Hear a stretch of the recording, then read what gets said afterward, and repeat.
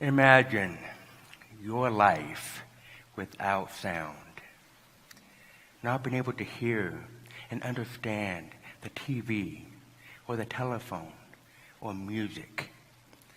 Not being able to communicate and connect with your family and your friends. Imagine how much different your life would be without sound.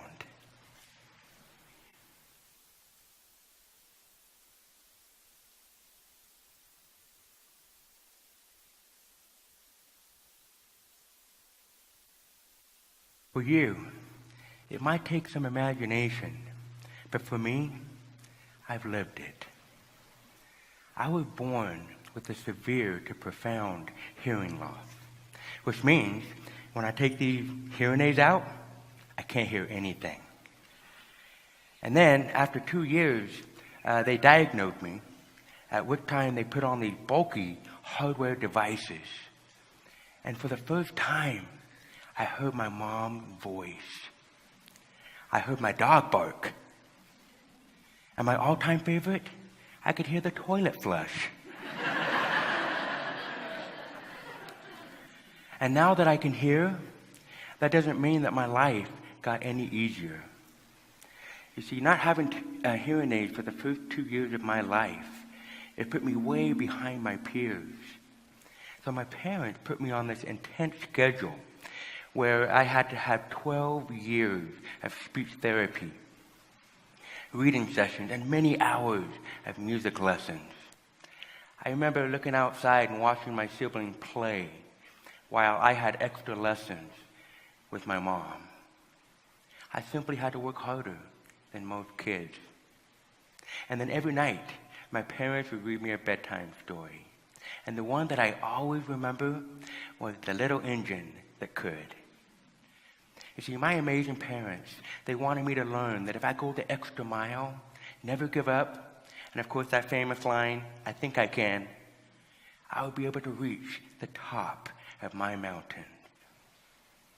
One of the biggest mountains in my life was being born into the musical Osmond family and not being able to hear and understand their music.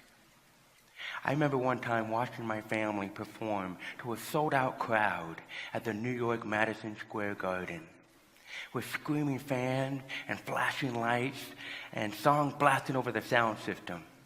I could feel the vibration of the drums, but I could not understand the words of the lead singer of the Osmonds, my own dad. It was the strangest thing, because in the middle of a crowd, I felt alone. I felt disconnected. It's one of the worst feelings in the world. I'm sure many of you have had those similar feelings of feeling lonely, frustrated, discouraged, disconnected in your own life. But we do not overcome hopelessness by removing the obstacle in our lives. We conquer adversity by not letting it own us, control us, or overcome us. And today, I would like to share with you my personal motto that has carried me throughout my life. I may have a hearing loss, but my hearing loss does not have me. This doesn't mean that I hate being deaf. I love it.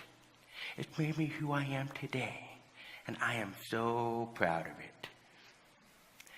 I remember when I was a young boy playing soccer, and my hearing aid quit working, which means that I couldn't hear my coach, or I couldn't communicate with my teammates, and I had to rely on lip reading and body language. No pressure. But then I soon discovered this to be somewhat of a blessing, because I couldn't hear all the noise and the screaming and the yelling and all the distractions. And then I was able to just focus in on the game. One time I scored a goal, and I was so excited. I did my happy dance, and I spun around to celebrate with my teammates, but no one was celebrating. I was so embarrassed. I looked at the referee, and I found out that he'd been blowing the whistle because I was offside. That hard-won goal did not count. All because I couldn't hear the whistle. But sometimes in life, we just have to tune out all that noise and all that distraction and just go for it. Because in life, it always counts. In junior high and high school, I was bullied on a regular basis because of my hearing loss. I used to ask myself, why would I get beaten up for being different? Thank goodness I had an older brother who was an all-star linebacker for the football team who always looked after me. But despite getting beat up, I was determined not to be defeated. And it taught me to be more compassionate and accepting of others, even though bullying and judgment had continued throughout my life. It taught me perspective, that we can control the quality of our lives just by how we think and act toward those challenges. I'm not sharing this with you to feel sorry for me, but to let you see how my loss has become my greatest advantage. I've learned to embrace my hearing disability and then allow it to empower me instead of holding me back. Doing things that we don't want to do, but we do them anyway, is what defines us and makes us who we are. People often ask me, well, how bad is your hearing loss? Well, back in the day when I was a teenager, we had a break-in. And with the house alarm going off and all the commotion, my whole family was up all night. And with my hearing aids out, I slept right through it. And found out about it the next morning. I was so bummed that I missed out on all that excitement and action. But at least I had a good night's sleep. College was one of the hardest things I've ever done. As you can see on the survey, only 1/3 of deaf students graduate from high school. And then those that go on to college, only 1/5 of them complete their academic studies. I was very lucky, and I managed to get through and get my bachelor's degree, but not without a fight. And then I was scared to death when my younger brother challenged me to do a master's degree program with him. Despite feelings of inadequacy, I reluctantly accepted the challenge. And to make a long story short, after the 2-year course was over, I had to continue for another whole year. And then I had to take the final exam 5 times. Talk about feeling like a failure. But I challenged my limits. I never gave up.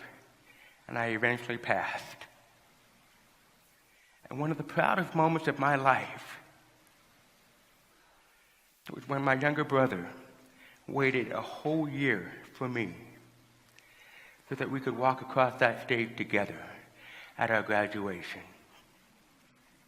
And then he and my family cheered me on as I gave the commencement speech.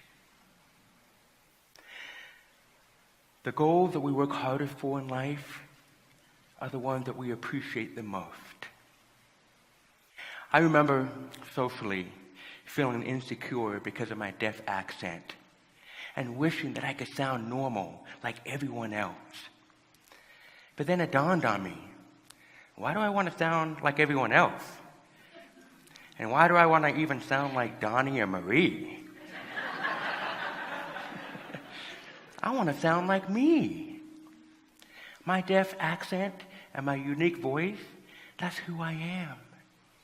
Why should it matter what other people think of me? And as soon as I accepted myself for who I was and not what I was so much happier. Sometimes when people hear my deaf accent, they think I'm from some other country. Or they respond by yelling or using over-exaggerated mouth movements, thinking that would help me understand. But just so you know, that doesn't help. But it does give me some entertainment.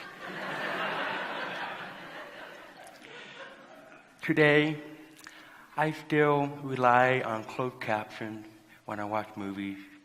I prefer music without words. I still struggle in noisy environments and loud restaurants. And sometimes I just like to turn my hearing aids off and have a nice, quiet conversation with my wife using sign language. And group conversations, they can be quite comical.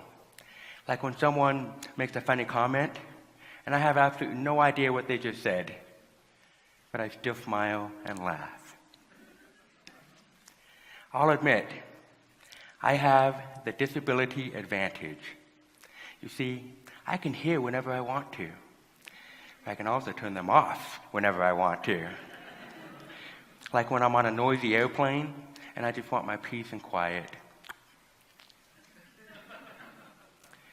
Throw out the idea or the misconception that my deafness is an impairment because it's an advantage.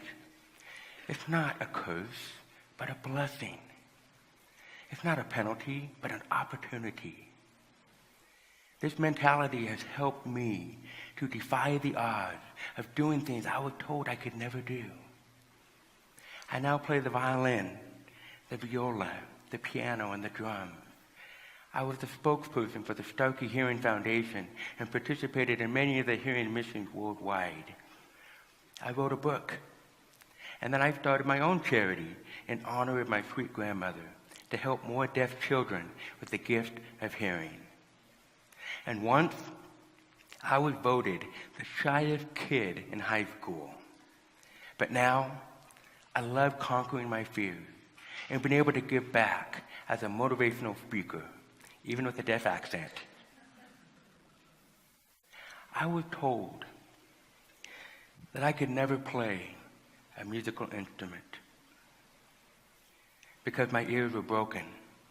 And even though I came from a musical family, I'm sure many of you out there today have been told that you couldn't do something. But I was determined to find a way and to master this impossible challenge. So I practiced day in and day out, and then I experienced a miracle. I turned my hearing aids off, and then I placed this on my cheek, and all of a sudden, I could hear the music. Not by hearing it, but by feeling it through the conductive vibration of this instrument. At that moment, I knew I could accomplish anything my heart desired. I just had to find a way.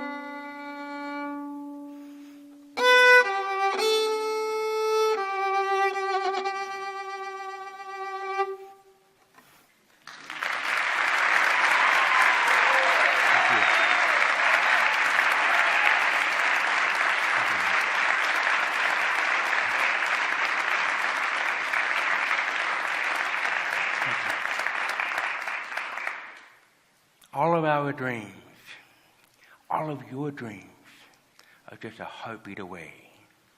And the answers are all up to us. Will we find an excuse, or will we embrace our limitations and move those mountains and find a way? We all have limitations, but we've also got potential. And which one we embrace will determine the outcome and quality of our life. Thank you very much. Thank you.